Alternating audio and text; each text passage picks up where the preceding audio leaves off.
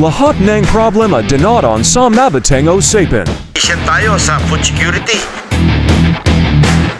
Kapag may pangtoma may panulak. Kapag gusto ng mabilisang bilihan. And tigre ang tatakbo para sa'yo. Kapag hanap ay pagkain at inuman. Makaproduce na mas maraming pagkain. Ang leon ang kikilos para sa'yo.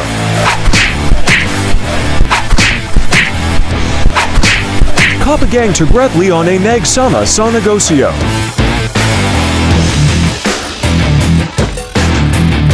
Siguradong busog ang ating ekonomiya sa maksiyang. Banat na dalan nila.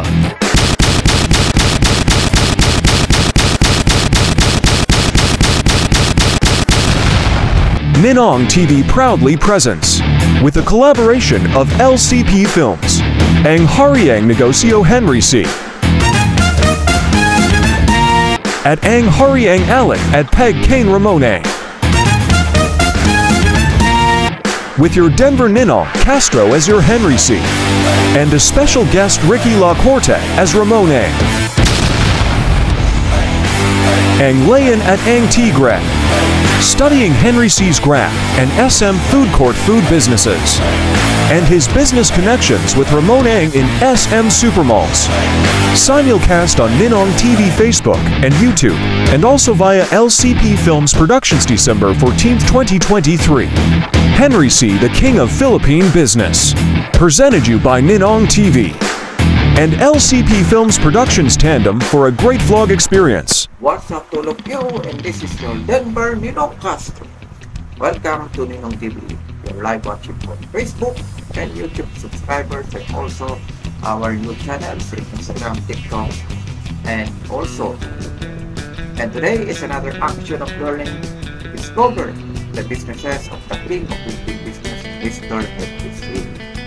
Together with your Ninong to be portrayed as your Henry C. Na ngayon si sports car ang dating niya, parang pupunta sa mga racing, no? Parang may pupunta mga sports fest.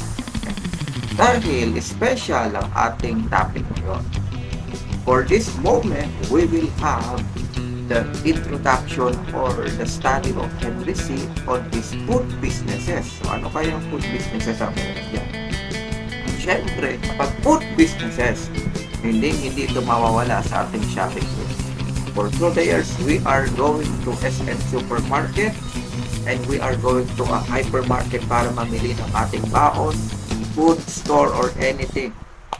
Hindi mawawala ang Pure Foods SMC.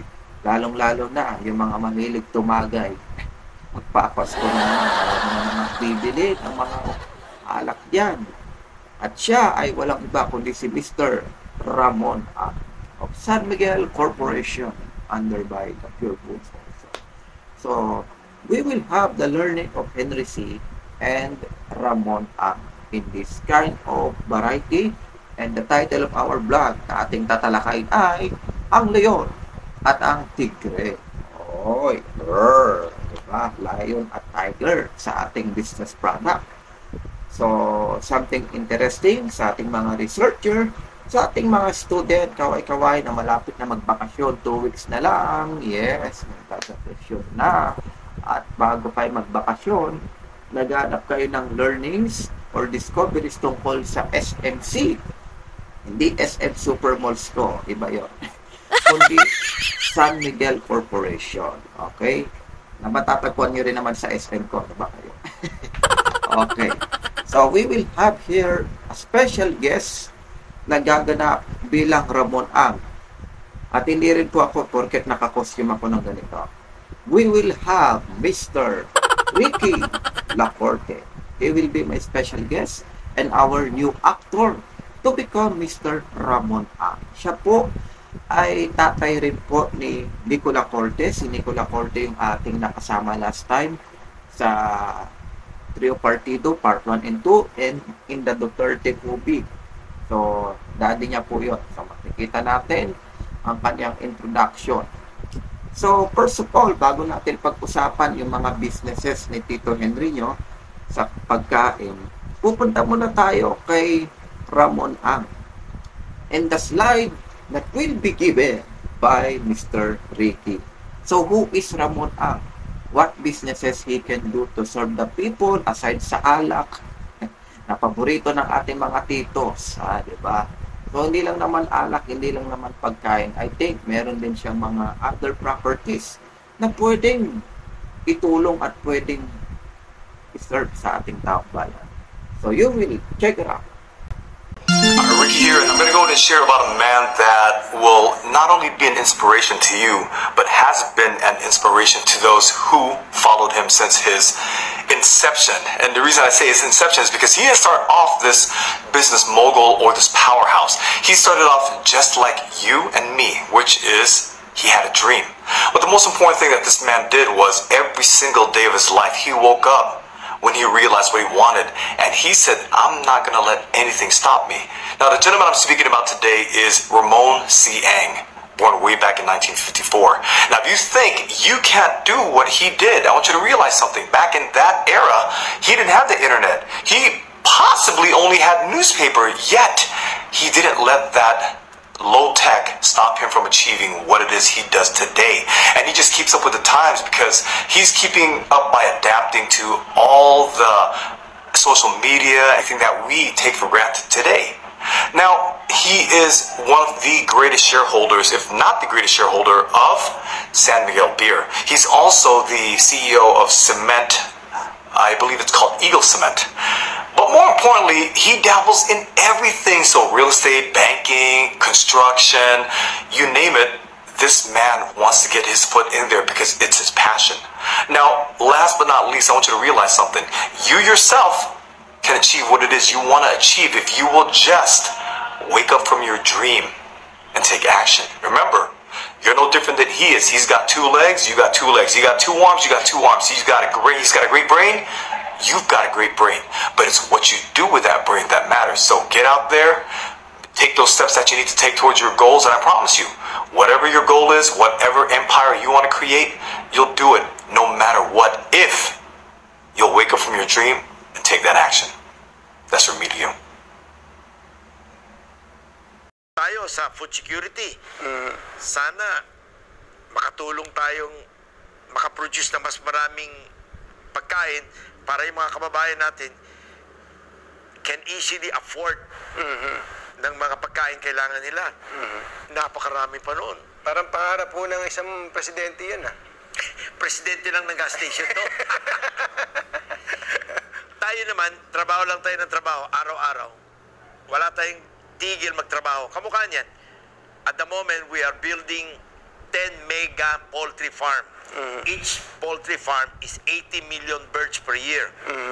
So that's 960 million birds. Eh yung manok na ganito malalaki, more than 2 kilos. Makakumpit tayo sa China ng mas mahigi. Eh tapos si team nun, ayaw mag-coach. So pinakiusapan ko. You convince the coach? Of course, pinakiusapan ko sila lahat. Sabi ko kay Al, Francis Chua, patawag mo si Tim, sabihin mo sa kanya, at stake is a call of duty by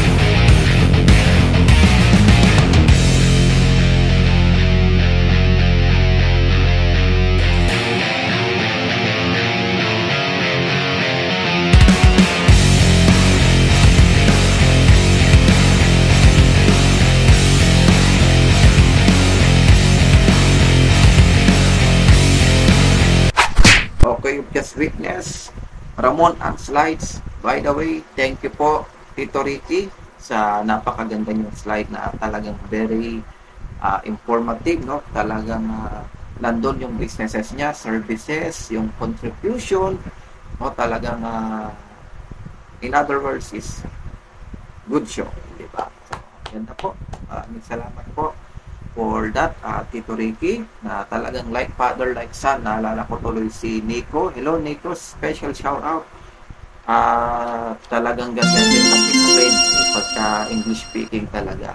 Lalong-lalo na yung ating mga student there who is watching. You can learn from us here in Ninong TV. And this is also under by LCP Films, ang aking partner sa paggawa ng mga magaganda at dekalidad na programa. LCP Films. Okay. Time naman para pag-aralan natin ang inyong Tito Henry. Ayan. So, sa mga nagtatanong, sa mga nagtatanong, ang hindi natin alam, yung may-ari ng Grab Philippines, dito sa ating country, yung Grab Philippines, ang may-ari pala nito ay si John Rockwell.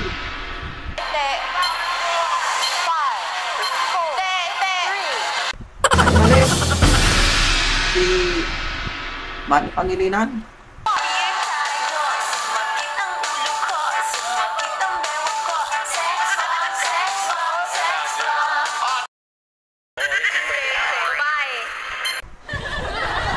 Mali na naman.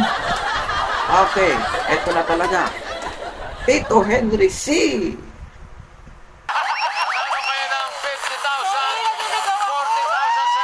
Wow! My goodness! So siya din pala. At siya ang may-ari ng Grab Philippines dito sa Pilipinas. Ba? My goodness, tingnan nyo nga naman. Nagpa-franchise ang SM Super Malls ng Mr. Henry C. Way back mga 2014, 2013, nakita ko yung commercial ng Grab, yung parang may giganting mascot na sumasakay sa tricycle. Naghahanap ng masasakyan. Sa Grab lang pala siya makakasakay. Diba? So, ang Grab po ay nagpa-franchise ang Tito Henry nyo in the SM Super Mall so that here in the Philippines, meron po tayong Grab. Grab is under by other country and the SM Super Mall of your Tito Henry got a franchise own for Grab to have the Grab Philippines, Grab Pay, yung mga kinakainan natin ngayon, yung pamimili ng pagkain online, pag-deliver ng document online, at paghanap ng mga taxi online. Yan po ang Grab Philippines. So, ano nga bang meron dito sa Grab ng Tito Henry nyo? Tanggal muna ako ng shades. Babasahin natin ang Grab. Have a sale and convenient malling experience at SM with these exclusive deals. From Grab Pay. Ride with Grab, get 100 pesos off on your Grab car rides. Is an on-demand delivery service with live GPS tracking that helps you to send documents, items, and more. Okay. At pag-aaralan na rin pala natin, by the way, yung isa niyang food businesses. Akala nyo Grab lang, meron pa. Okay. So, meron pa tayong SM Food Court. Ayun, talaga. Noon pa man, partner na natin to. Sa mga nagme-merienda, sa mga kakain ng meal, lunchtime snack, sari-sari, nandito din sa SM Food Court. So, SM Supermalls Food Court and Food Hall offers a wide selection of cuisine to satisfy your cravings. Ayun, SM Food Court. So, tingnan nyo naman na talagang napakaraming businesses ni Tito Henry nyo, 100 plus, my goodness. Pero syempre, ginawa niya naman to, hindi lang para sa kanya, at hindi lalo para sa kanyang bulsa, kundi para sa ating lahat. Diba? At sis naman na yun pag tayo nag-business, syempre kikita tayo.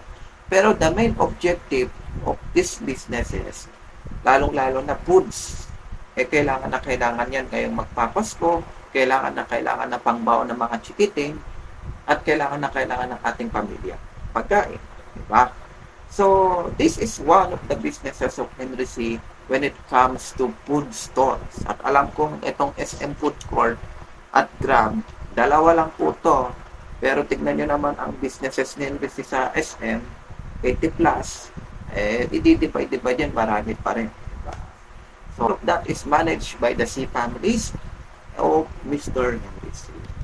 So, let's check it out, no? Ano nga bang meron dito sa Grab at sa SM Food Court? To serve the people in the economy of the food service of your Tito Henry after we discover the food products and services of Ramon Ang, syempre, si Henry C. naman. Check it out.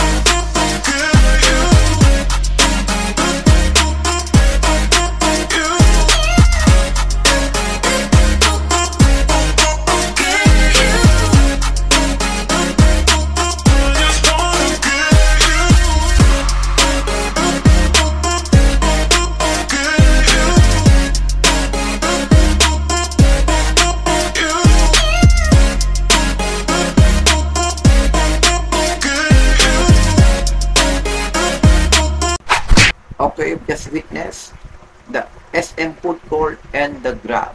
Diba? Naalala ko tuloy sa Grab. Isang beses sumakay kami ng taxi galing sa Grab because we are going through SM. Sa SM rin kasi meron kaming atin na seminar of Go Negosyo with my classmates. And of course, dito sa SM Food Court, kumain kami dyan dati ng aking family, ng aking lola na nabubuhay pa noon, with my cousin, daddy, in SM Bacoor. So, we discovered a lot of pasta. Tsaka yung favorite doon ni grandma, yung lumpia na sariwa, yung hindi niluluto, yung parang may sausawan na parang sarap noon.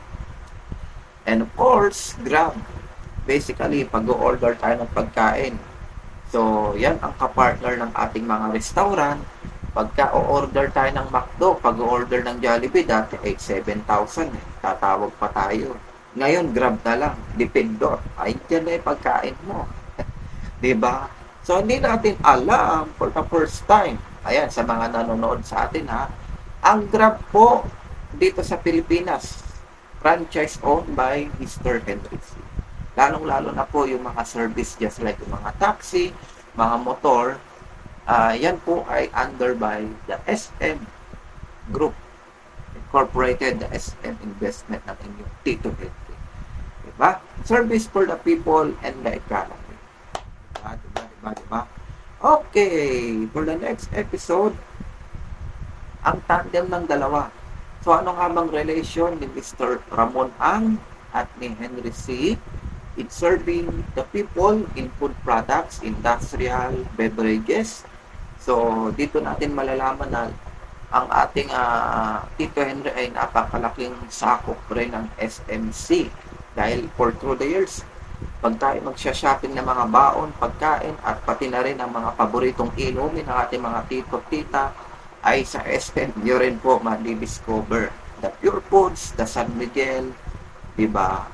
Pati yung Magnolia Ice Cream. Boy, diba? Yung mga ice cream na yan, kay Ramon Ang din. So, you will check out Mr. Henry C.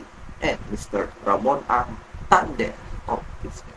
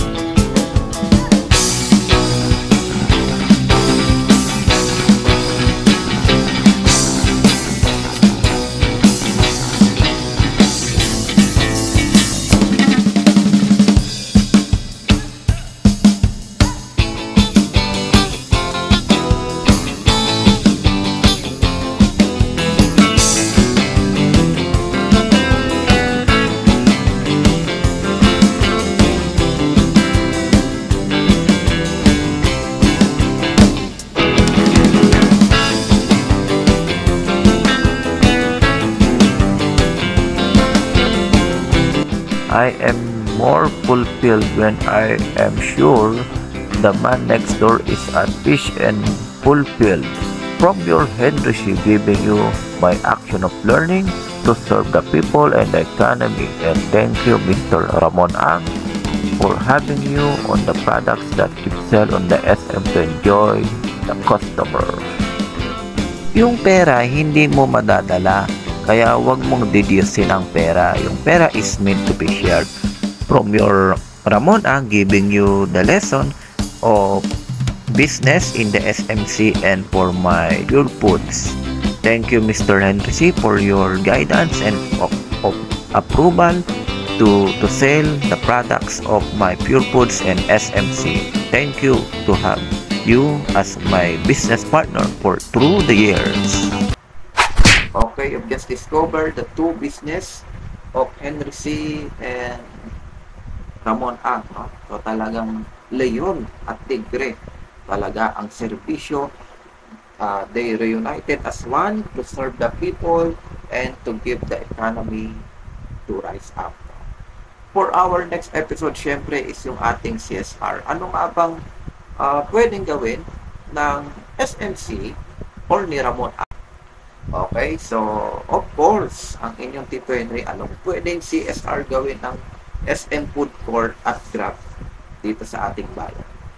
Of course, on the great blessing that they have, syempre kailangan nilang i-share ito. As the Lord said, and also Jesus rule na tayo tumulong, mag-serve, at mapipil natin sila from Corinthians 2, chapter 2, no? At yung pinaka-part ko ng Corinto, kasi may 1 Corinto, tapos may 2 Corinto. 2 Corinto 9:7. So, you will check it out. The CSR of Henry C. and Ramon Ang.